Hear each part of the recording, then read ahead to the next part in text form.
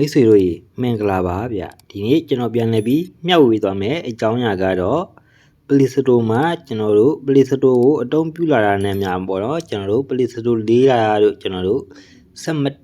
ပေါ်မပါဖြစ်တာတို့ကိုကျွန်တော်တို့ဖြည့်ရှင်းလို့ရတဲ့နေရာလေးကိုပြန်လည်ပြီးမျှဝေပေးသွားမှာပဲဖြစ်ပါတယ်ဗျဒါဆိုရင်ကျွန်တော်နဲ့အတူတူပေါ့နော်ဗီဒီယိုလေးကိုအဆုံးထိလေ့လာကြည့်အောင်ပေါ့နော်ဒါဆိုရင်ပထမဆုံးကျွန်တော်တို့အနေနဲ့ Play Store ထဲမှာရှိတဲ့ကိုရှာထားတဲ့မြ data တွေကိုပြန်ပြီးတော့ရှင်းလင်းပြမှာဖြစ်တဲ့တော့ဗောနော်ကျွန်တော်တို့ Play Store တွေကိုတစ်ချက်ဝင်ပေးရမှာပဲဖြစ်ပါတယ်ဗျ Play Store တွေကိုရောက်ပြီဆိုတော့ကျွန်တော်အနေနဲ့အခုကျွန်တော်ညလေးပြထားတဲ့ညာဘက်တောင်လေးမှာကျွန်တော်တို့ရဲ့အင်္ဂုံငန်းလေးပေါ့နော်ဒါလူပုံစံလေးကိုတစ်ချက်နှိပ်လိုက်ပါမယ်နှိပ်ပြီးတော့ပြီဆိုရင်ကျွန်တော်အနေနဲ့နည်းနည်းလေးအပေါ်ဆွတ်တင်လိုက်ပါမယ်ဆက်တင်ပြီးတော့ဆိုရင်ကျွန်တော်တို့ဒီဝေးမှာရှိတဲ့စတင်ဆိုတဲ့စာတန်းခလုတ်လေးကိုနှိပ်ပေးရမှာပဲဖြစ်ပါတယ်ဗျစတင်ဆိုတဲ့စာတန်းခလုတ်လေးနှိပ်ပြီးတော့ဆိုရင်ကျွန်တော်တို့အနေနဲ့ဒီအပေါ်ဆုံးမှာရှိတယ်ပေါ့နော်ဒီအပေါ်ဆုံးမှာရှိတဲ့စာတန်းလေးကိုဆက်ပြီးတော့နှိပ်ပေးရမှာပဲဖြစ်ပါတယ်ဗျပြီးပြီဆိုရင်တော့ကျွန်တော်တို့အနေနဲ့ဒီမှာဆိုရင် account and device ဆိုတဲ့ကျွန်တော်တို့ဒီစာတန်းခလုတ်လေးကိုကျွန်တော်တို့နှိပ်ပေးရမှာပဲဖြစ်ပါတယ်ဗျ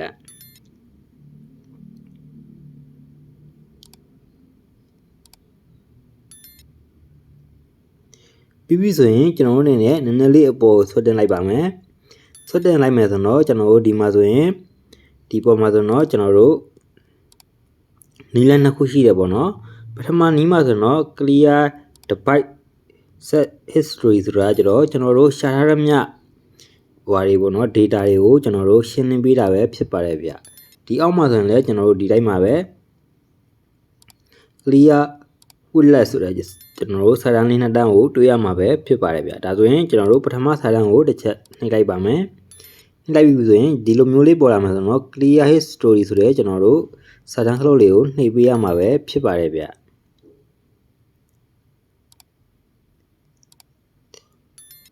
ပြီးပြီဆိုရင်ကျွန်တော်တို့ဆက်ထပ်ပြီးတော့နှိပ်ပေးရမှာပဲဖြစ်ပါတယ်ဗျပြီးပြီဆိုရင်တော့ကျွန်တော်တို့ဒီမှာဆိုရင်အောက်မှာရှိတဲ့ကျွန်တော်တို့စာတန်းခလုတ်ကိုလည်း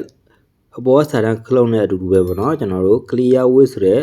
widget ဆိုတဲ့စာတန်းခလုတ်လေးကိုလည်းကျွန်တော်တို့နှိပ်ပေးရမှာပဲဖြစ်ပါတယ်ဗျဒါဆိုရင်ဒီမှာဆိုရင် clear ဆိုတဲ့စာတန်းခလုတ်လေးပေါ်လာမှာပဲဖြစ်ပါတယ်ဗျ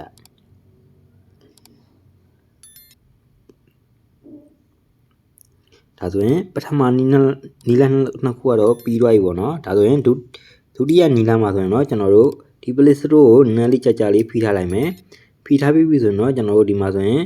ဒီလိုမျိုးလေးအိုင်ကွယ်မူနာလေးပေါ်လာပါလိမ့်မယ်အဲ့ကောင်လေးတစ်ချက်နှိပ်လိုက်ပါမယ်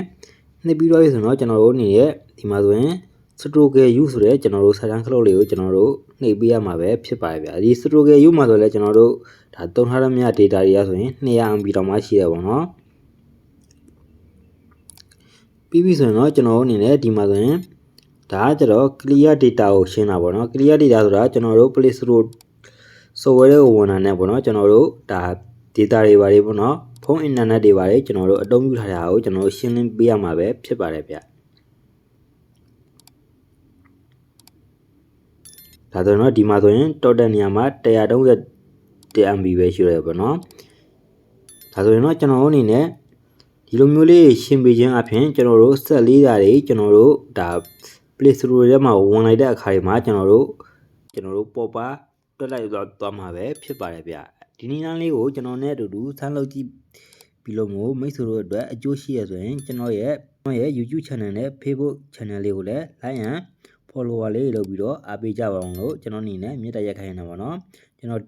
ဒီနေ့မျှဝေပေးသွားတဲ့အကြောင်းအရာလေးကတော့ဒီလောက်ပါပဲဗျမိတ်ဆွေများအားလုံးလည်းအဆင်ပြေကြပါစေနော်